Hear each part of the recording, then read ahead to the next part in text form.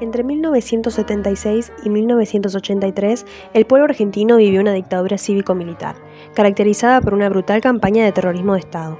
En ese contexto, la Junta Militar, presidida por Leopoldo Fortunato Galtieri en ese momento, tomó la decisión de enfrentar militarmente a Gran Bretaña por la soberanía de las Islas Malvinas, un archipiélago en el Atlántico Sur a 600 kilómetros de la costa argentina. Pueblo argentino, si quieren venir, que vengan, les presentaremos batalla.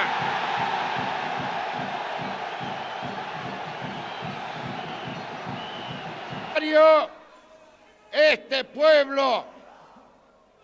pueblo que yo trato de interpretar como presidente de la nación, va a estar dispuesto a tender la mano en la paz con hidalguía y en la paz con honor, pero también dispuestos a escarmentar a quien se atreva a tocar 1 metro cuadrado de territorio. La llamó Operación Rosario, y con el fin de obligar a Gran Bretaña a negociar diplomáticamente ante la amenaza de un conflicto bélico, el 2 de abril de 1982, tropas argentinas desembarcaron en las islas.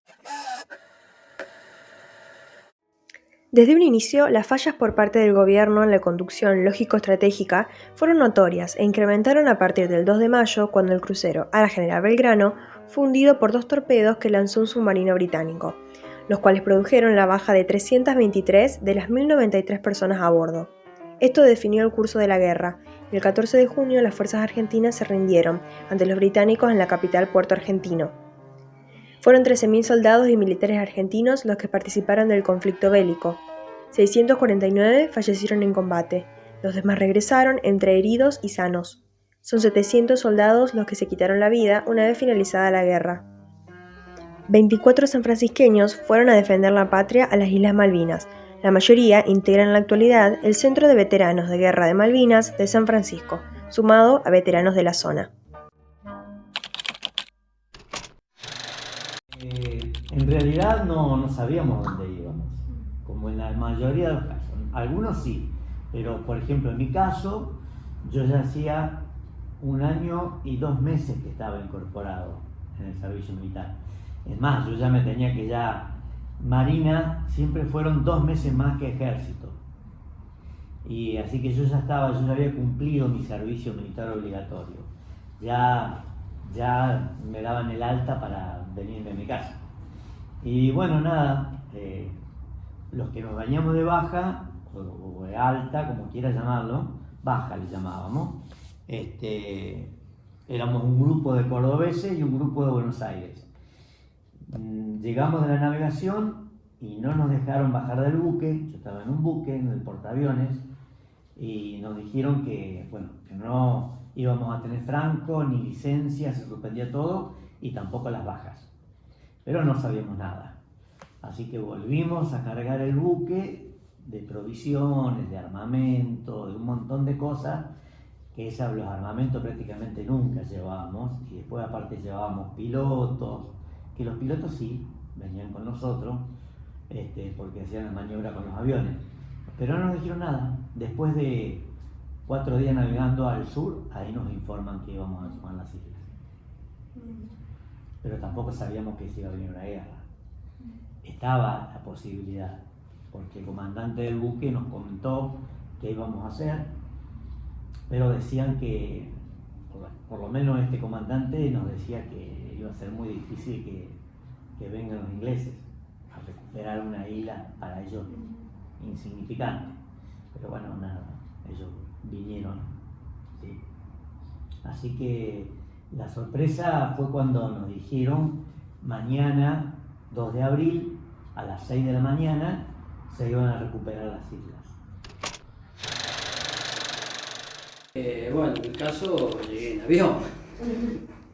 Sí, en avión.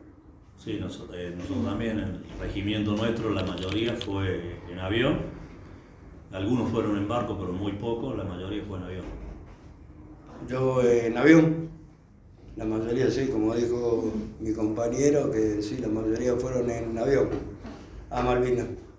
A mí me llevaron desde Paraná a Comodoro en avión y de ahí hicimos el cruce en avión en el C-130, en el Hércules, a Malvinas? Lo mismo, también en avión, sí. Bueno, primero no fueron 3 meses, la guerra duró 74 días, algunos estuvieron un tiempo más porque estuvieron prisioneros,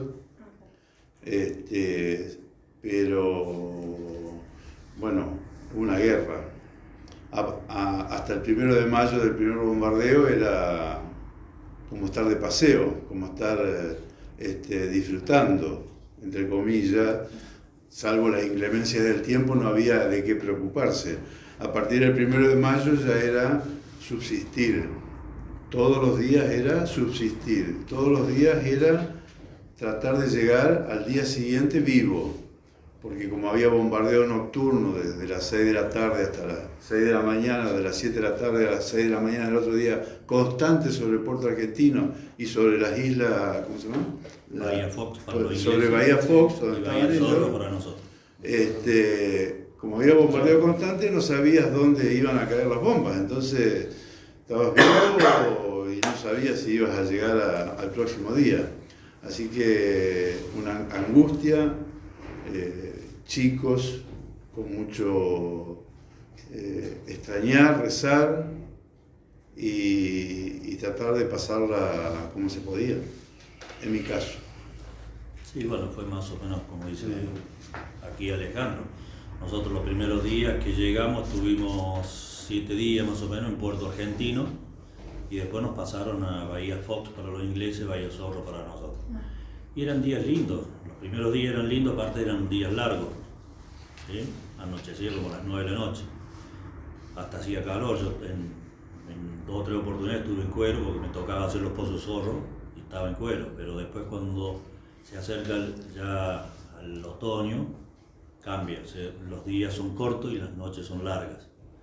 Y bueno, los primeros días comíamos bien, después después del primer bombardeo, cuando hunden a la General Belgrano, ahí todos ya caímos que entrábamos en una guerra. Si no, previamente era como dice Alejandro, estábamos en un tour de paseo.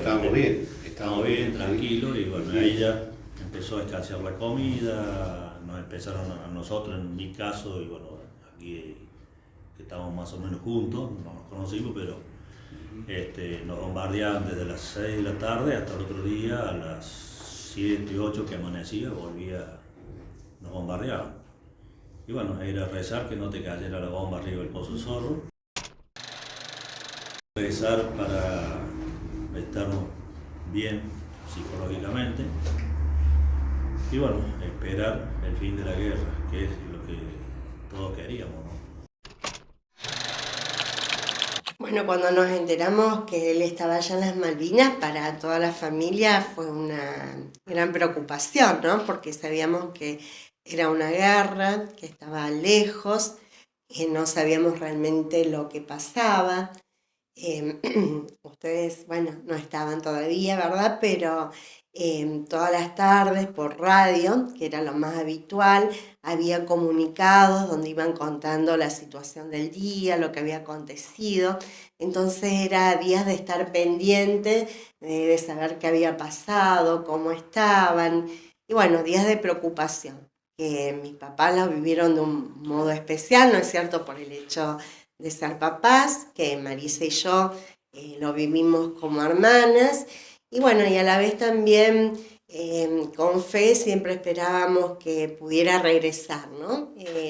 Así como les conté que estaban estas emisiones en la radio donde daban los partes de cómo había acontecido el día, también por la radio en una hora de la noche se rezaba el rosario.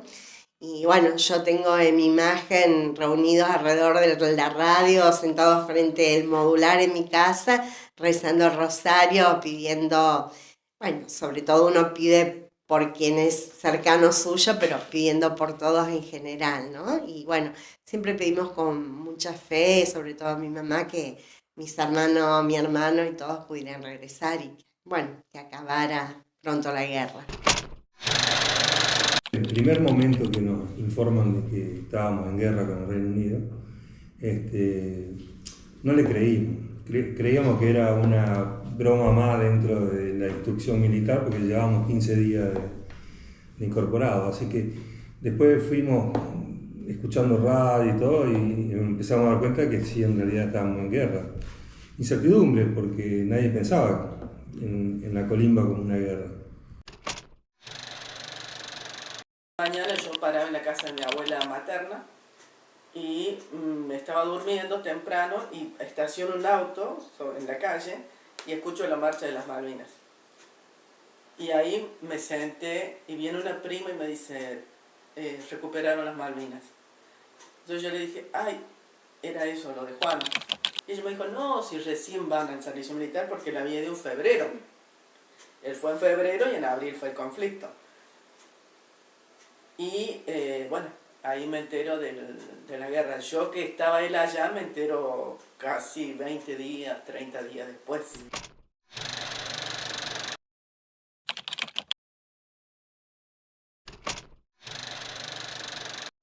Mi hermano, el 10 de junio, nosotros nos enteramos que lo sacan de la isla por un principio de congelamiento. Comienzan a congelarse los miembros inferiores. Es rescatado, llevado en un buque hospital y bueno, al tiempo es como que no teníamos más noticias, no es como que ya no teníamos más noticias, había perdido todo contacto con mi hermana. Entonces realmente de él no sabíamos nada, entonces era estar sin saber, ¿no? Me encontraba trabajando, me vienen a avisar que había una llamada para mí desde Bahía Blanca. Y a mí me sorprende porque yo realmente en Bahía Blanca no conocía ni tenía a nadie, digo, seguramente se confundieron, no es para mí.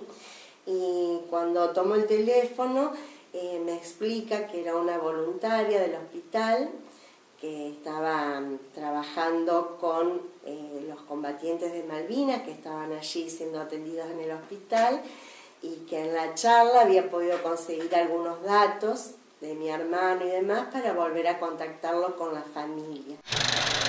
Fue en ese momento que después de mucho tiempo tomamos conocimiento de mi hermano, del estado en que se encontraba y dónde se encontraba.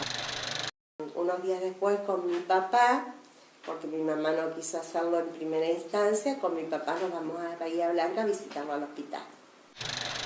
Cuando llegamos al hospital, bueno, recuerdo ver a muchas personas deambulando y en un estado, no sé si deplorable sería la palabra, ¿no? En muy mal estado.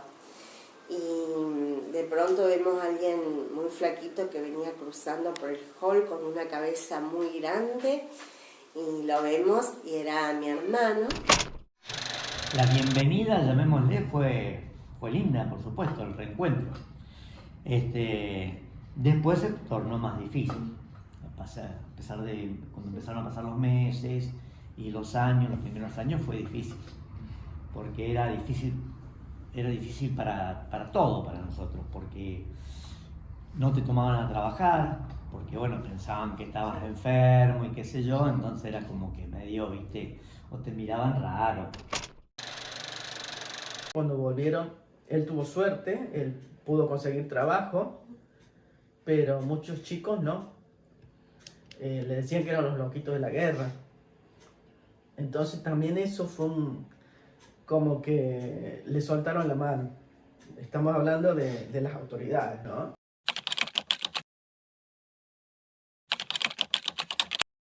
O sea, sus mismos compatriotas les dieron la espalda, ¿no? No fueron ni siquiera acogidos, che, veniste de una guerra, ¿no? Tengamos un poco de empatía. No, nada. Olvídate.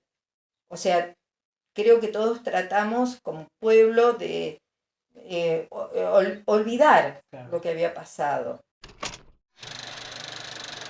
Al comienzo, digamos, era como que no se hablaba tanto,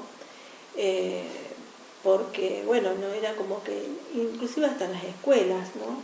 Era como que se le daba poca importancia. Y después con el correr de los tiempos como que fue tomando relevancia y habíamos estado en una guerra que causó muchos muertos y bueno, eso fue como que de a poco fue como destapándose. Mi hermano llegó sin saber, o sea, nosotros no sabíamos que él regresaba. Claro. Y llegó mi hermano y golpeó la puerta y entonces cuando abrimos a él, así que bueno, toda una sorpresa y de la alegría, porque éramos chicas todavía, de la alegría porque bueno, los vecinos y todo eso estaban también preocupados y estaban, entonces me fui a tocar timbre a todas las casas vecinales para avisar que había llegado mi hermano, había llegado el Javi o el Negro, que es el apodo que tiene, como le solemos decir a veces. El cambio fue mucho, o sea, de hecho no hablaba casi nada, mucho más retraído, en lo físico muy venido abajo, ¿no es cierto?, entre los flaquitos, lo mal que estaba, los pies seminegros, por la noche solía despertarse, ¿no?, el dormir con la luz encendida, a veces se despertaba y se ve que en sus sueños había gritos, ¿no?, totalmente cambiado, no era el mismo que se había ido. Siempre hay un hecho desencadenante, que es un hecho inhabitual, digamos, algo desestructurante para el ser humano, ¿no? Que puede ser estar en peligro la vida del sujeto o la vida de algún ser querido, o sea, un peligro inminente. En el caso de los veteranos de guerra, bueno, indudablemente el peligro de destrucción de su vida. Ese es el hecho desencadenante. Después, una vez superado ese momento, digamos, ese tiempo, hay reviviscencias. Cualquier otro estímulo que rememore, recuerde, ¿no es cierto?, ese acontecimiento, va a hacer que el sujeto viva, por más que el estímulo no sea el mismo, pero sí es parecido, ¿no es cierto?, viva ese momento como si fuera aquel otro. En el caso que volví en plena guerra, nada, nosotros no nos apuntaron nada raro, pero a muchos del ejército, por ejemplo, les obligaban a no hablar del tema. No hablar del tema. Ya está, se terminó, basta, no se habla más. Y como le teníamos mucho respeto a los militares, ¿sí?, algunos miedos, otros respeto, ¿sí?, entonces nadie abrió la boca.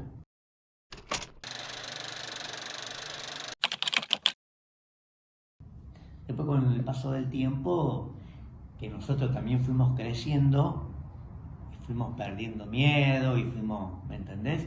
Ahí entonces, bueno, nada, empezamos a hablar, empezamos a salir, empezamos a mostrarnos y bueno, nos empezaron a reconocer y de a poco y cada vez más, cuando se empezó a conocer la historia, lo que fue Malvinas, bueno, la gente ahí aprendió a apreciarte y reconocer todo lo que pasó, lo que hicimos, bueno, por eso que sí, fue notorio el cambio que hubo. Sin dejar de lado, digamos, el valor, la valentía y la importancia que ellos asumieron al momento de que, bueno, se enteraron de que estaban en guerra. Eso para todos fueron nuestros héroes, los que volvieron y los que quedaron también, y seguirán siendo nuestros héroes. Estaba Menem de presidente y fue el primero que nos empezó a dar una pensión que era muy chiquitita, pero ahí empezó. Y después, bueno, a través de los años empezamos a tener reconocimientos y bueno, nos fueron dando más cosas. Fundamentalmente nos hacía mucha falta en la parte de salud. Salud mental, que no había gente experimentada en guerra. Los psicólogos, los psiquiatras, este es un país que hacía 100 y pico de años que no había una guerra, entonces una generación de que no tenían ni idea de cómo. Pero bueno, después algunos médicos se fueron a especializar en Estados Unidos y bueno, empezaron a traer y empezaron a practicar y bueno, y ahí empezamos a tener ya, empezamos a tener salud, porque nos dieron salud, nos dieron una obra social y fundamentalmente el tema de psiquiatría y psicología. El reconocimiento de que fuimos parte va de la mano del tema de malvinizar, o sea, cuanto más se malviniza, más se da cuenta, digamos, la comunidad que fuimos parte, y más nos damos cuenta nosotros, porque nosotros también, el hecho de estar acá hoy charlando, fue un tema también que a nosotros nos ha costado mucho tiempo darnos cuenta de que fuimos parte. Todos están a la espera de que realmente el gobierno nos ponga un nombre y un apellido. Y malvinizar, como es lo que nosotros hacemos, eso es el día a día, ¿no? Siempre que podemos hablamos de Malvinas.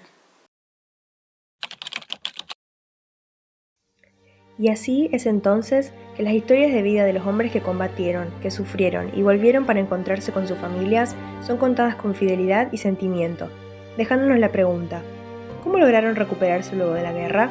Respuesta: de la mejor manera, con resiliencia y unión.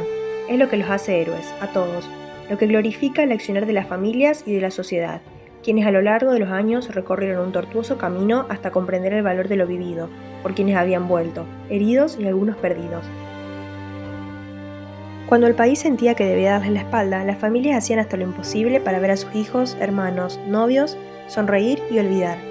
Cuando pudieron ver que había otros hombres como ellos, quisieron unirse, y a la sociedad ya le urgía darles una mano, porque eran ellos quienes realzaban el sentimiento de una nación unida y fuerte, quienes enarbolaban la bandera del honor y el servicio a la patria. De esta forma pudo nacer el Centro de Veteranos de Malvinas, en la ciudad de San Francisco, y de esta forma se empezó a malvinizar, para no olvidar, para enseñar a los más jóvenes, para que no vuelva a suceder nunca más.